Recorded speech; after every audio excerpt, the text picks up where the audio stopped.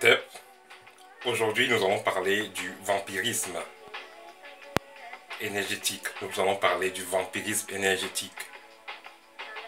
Nous n'allons pas mettre l'accent sur...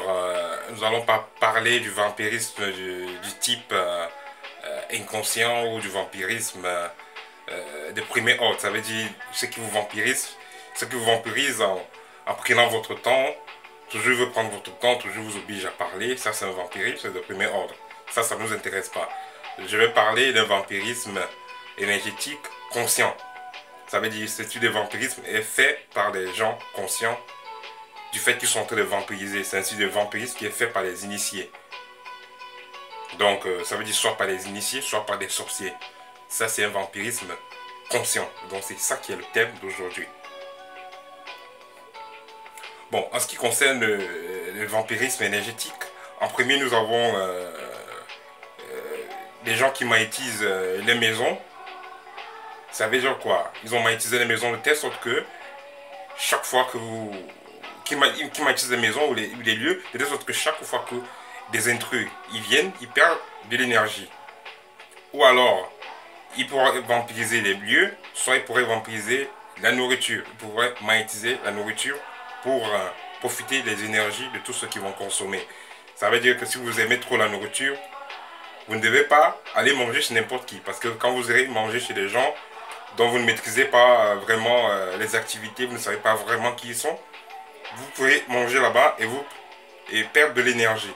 Et généralement, quand vous avez mangé une nourriture qui est magnétisée, ils ont codé, après avoir mangé, vous ressentez comme il y a des vers dans le corps, il y a des fourmillements dans le corps, dans le ventre. Voilà, c'est généralement quand la nourriture a été magnétisée. Ça, c'est si vous êtes même sensible. Il y en a qui ne ressentent même rien quand ils ont fini de manger une nourriture qui est magnétisée. Donc, premièrement, il y a le magnétisme des lieux. Donc, vous arrivez chez des gens, vous perdez l'énergie. Peut-être vous arrivez chez les gens, vous allez dormir. Après, vous vous sentez fatigué, vous habitez dans une maison, vous êtes constamment fatigué. Peut-être chez un tonton, bien chez une tata, vous êtes constamment fatigué quand vous êtes là-bas. Or, quand vous êtes ailleurs, vous êtes bien, mais chaque fois que vous retournez dans cet endroit, vous êtes fatigué, vous perdez de l'énergie. Ça, c'est un lieu qui a été magnétisé pour recharger le propriétaire. Ça veut dire qu'il a mis ses codes déjà, de telle sorte que chaque fois que des gens vont séjourner dans cet endroit, ils vont perdre de l'énergie. Donc, il a déjà magnétisé cet endroit de telle sorte que ça va servir que lui. Donc voilà, donc le lieu est magnétisé et l'alimentation est magnétisée. Il y a également, en parlant de magnétisme des lieux, il y a les magnétismes des lieux sacrés.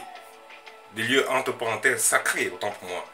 Parce que vous allez vous rendre compte que les vrais initiés ne vont jamais, les vrais initiés ne vont jamais dans les églises ou dans les mosquées. Ils n'y vont jamais. Pourquoi? Parce que dans les églises, par exemple, posez-vous la question, pourquoi est-ce que quand vous allez, vous qui me regardez, pourquoi est-ce que quand vous allez à l'église, soit vous dormez, soit vous avez des gens près de vous qui dorment. Quelqu'un a dormi toute la journée, donc toute la nuit il a dormi, il vient maintenant à 6 heures à l'église et à peine entré, à peine la messe commence, il commence à dormir. Qu'est-ce qui se passe? Vous savez, c'est des lieux énergétiques, c'est vrai. Quand les gens vont dans ces églises, ils se disent qu'ils partent prendre la bénédiction divine, par te demander la grâce à Dieu.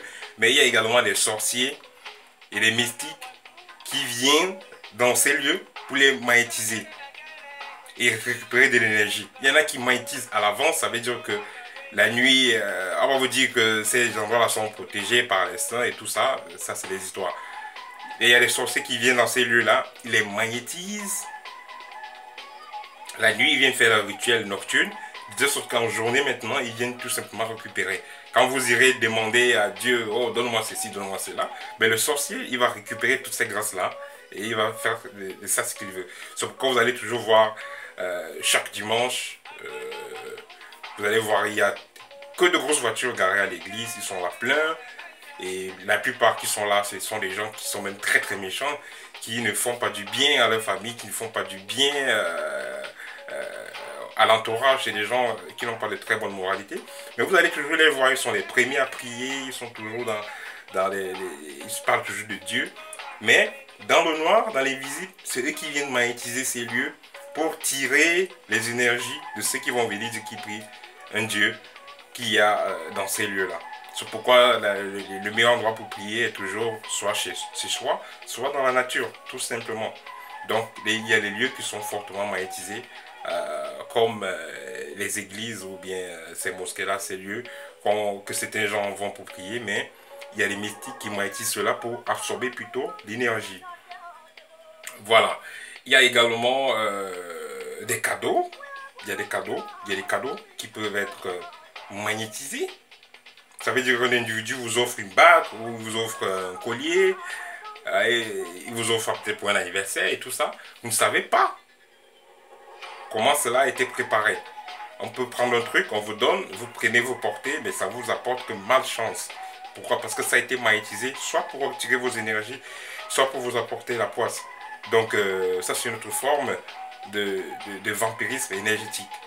Et la seule solution pour pallier à ce type de cadeaux, c'est tout simplement de les éviter. Ou alors, si vous êtes quelqu'un de spirituel, vous pouvez changer les fréquences vibratoires de ces objets-là. Parce que on change d'une fréquence par une autre fréquence. Donc, vous pouvez changer les fréquences vibratoires de ces objets-là si vous êtes initié. Mais si vous n'êtes pas initié, autant mieux mettre cet objet de côté si vous ne faites pas confiance à la personne. C'est pourquoi vous allez voir beaucoup de personnes, ils n'achètent pas les cadeaux de n'importe qui, n'importe comment. Voilà.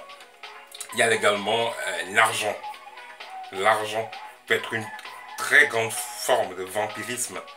Ça veut dire que un individu, peut-être il prend rendez-vous avec vous, vous avez déménagé à quelqu'un, vous avez dit bon j'ai besoin d'aide et tout ça, il prend rendez-vous avec vous, il dit il va vous donner l'argent peut-être dans 3 jours, dans 4 jours, mais il dort avec cet argent-là. Un sorcier par exemple, il dort avec cet argent-là, il fait ses incantations sur ça, et après il va vous remettre, vous n'allez rien faire avec cet argent, vous n'allez rien faire avec cet argent.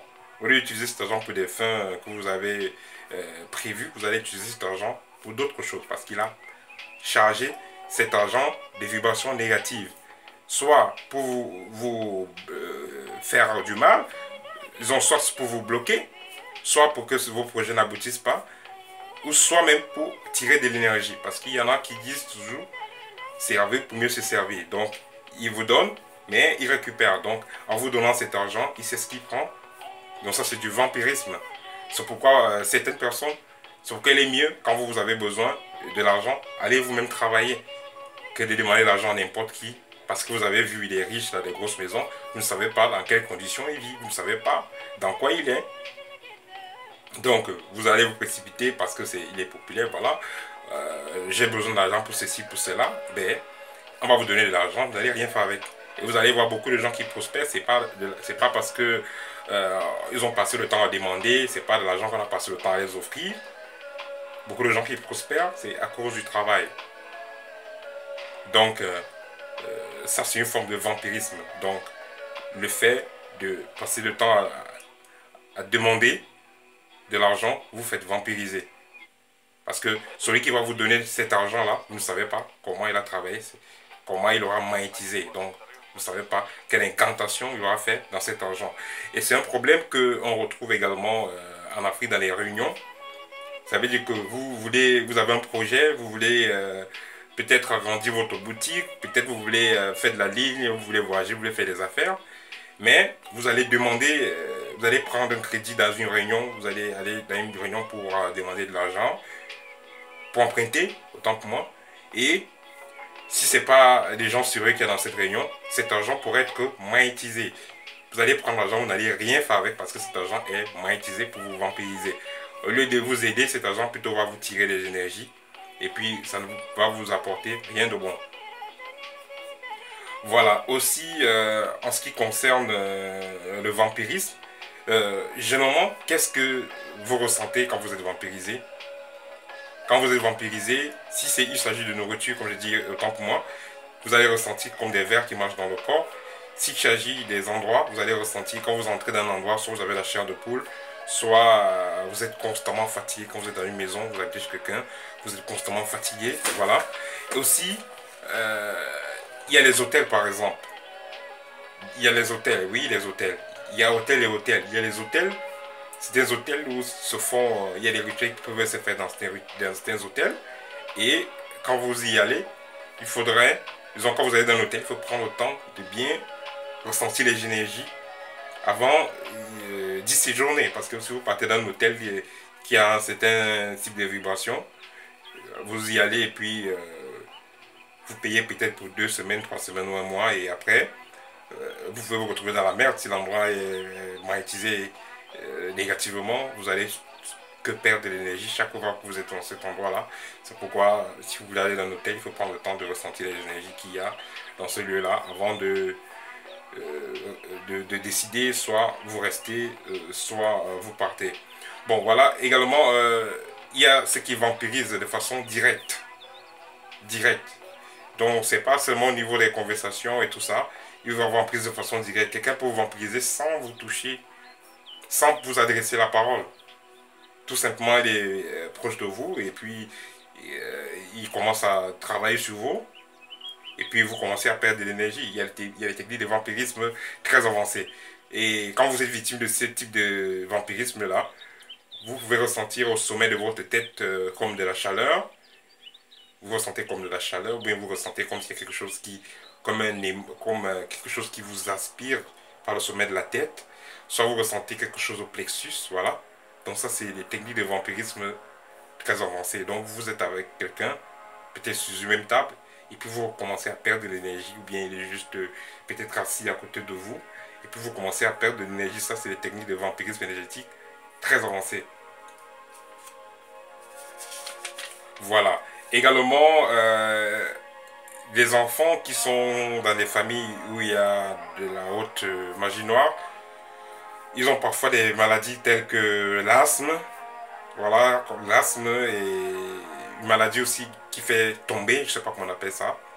Donc vous êtes là peut-être en salle, disons, vous êtes peut-être au travail, vous êtes en salle de classe, et puis à un moment vous avez malaise, vous tombez, donc vous perdez connaissance constamment. Pas de maladie, pas de l'hôpital, on voit il n'y a pas de maladie sérieuse, il n'y a pas de problème d'anémie ou quoi que ce soit, mais vous tombez constamment. Ça, c'est des formes de vampirisme très avancées, ça veut dire à distance, on vous téléguide, et puis quand on a besoin d'énergie, on commence à faire des incantations, vous tombez. Il y en a également qui ont des problèmes d'asthme, qui sont de façon qui sont des astres qui ont été donnés mystiquement. Ça veut dire que ce type de personnes, quand l'oppresseur, quand celui qui les tient dans la main, quand le sorcier qui les tient dans la main commence à faire des incantations, vous allez voir celui-là, l'asthme, il aura constamment des crises d'asthme. Il aura constamment des crises d'asthme. Ça arrive, c'est ce qui arrive souvent. C'est une technique qui est utilisée par beaucoup de gens qui sont dans les gouvernements africains, qui sont dans les loges et tout ça. Ils utilisent souvent cette technique-là pour vampiriser les enfants et tout ça. Donc voilà. Aussi, il y a comme séquelles, comme je disais, les techniques de vampirisme, il y a séquelles, il y a comme séquelles, ceux qui se ressentent aspirés par la tête, ceux qui se ressentent aspirés par la poitrine, voilà, ça c'est les techniques de vampirisme à face. Aussi, il y a les techniques de vampirisme qui s'appliquent sur les gens quand ils dorment. Ça veut dire que vous pouvez dormir, vous êtes paralysé sur le lit, et puis vous avez les couches de nuit, oui, ça c'est technique de vampirisme. Mais il y a aussi d'autres techniques avancées de telle sorte que vous êtes juste sur le lit, et puis vous ressentez les lourdeurs. Ça c'est le matin, là, quand vous avez presque fini de dormir avant que vous ne vous levez. Si vous vous levez souvent à 7 heures, ça vous arrive quelques heures avant le normal de réveil. Donc vous sentez la pression sur le lit. C'est vrai que les couches de nuit, tout ça, c'est des formes de vampirisme, mais cette forme-ci, vous sentez juste la pression sur le lit, vous ne voulez pas sortir du lit, mais après, vous ressentez une fatigue, qui vous fait encore vous replonger dans le sommeil. Et puis, à votre réveil, vous allez vous réveiller avec une très grande fatigue, donc vous perdez énormément d'énergie. Donc ça, c'est un autre type de vampirisme qu'il faudrait vraiment être assez attentif pour être conscient de ce style-là. Donc ça veut dire que vous avez dormi, il était l'heure de vous réveiller, il était le moment de vous réveiller, mais vous décidez de rester encore sur le lit, vous ressentez la fatigue. Et quand vous restez sur le lit, vous êtes de plus en plus, vous êtes aspiré énergétiquement. Voilà. Et après cela, vous ne faites pas un programme, vous n'avez pas une journée, vous n'avez pas une journée correcte, vu que vous êtes fait, vu que vous êtes fait aspirer, voilà. Voilà, je pense que ça c'était l'essentiel pour aujourd'hui en ce qui concerne les techniques de vampirisme énergétique. Bon, comme solution, généralement, déjà, pour éviter d'être vampirisé énergétiquement, il faut commencer par trier son calendrier de relations, voilà. Il faut trier son calendrier de relations. Il ne faut pas manger chez quelqu'un à qui vous ne faites pas confiance. Il ne faut pas fréquenter des gens à qui vous ne faites pas confiance. Il ne faut pas dormir chez des gens euh, que vous trouvez qui ne sont pas sérieux, voilà. Et généralement, quand vous êtes en présence de personnes douteuses, comme astuce, il y en a qui mettent le citron sur eux, il y en a qui mettent du sel sur eux, mais ça dépend de la qualité, de la compétence de celui qui est devant vous. Parce que s'il est vraiment avancé, le citron, le sel, tout ça, ça va servir à rien.